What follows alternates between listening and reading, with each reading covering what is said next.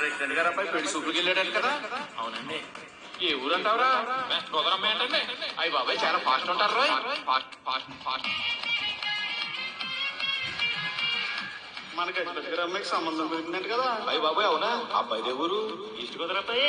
అయ్యి బాబాయ్ ఈస్ట్ గోదావరి అబ్బాయి అలా అసలే ట్రంక్ తెలుసు. Trunk trunk trunk trunk trunk trunk trunk trunk తెలుసు.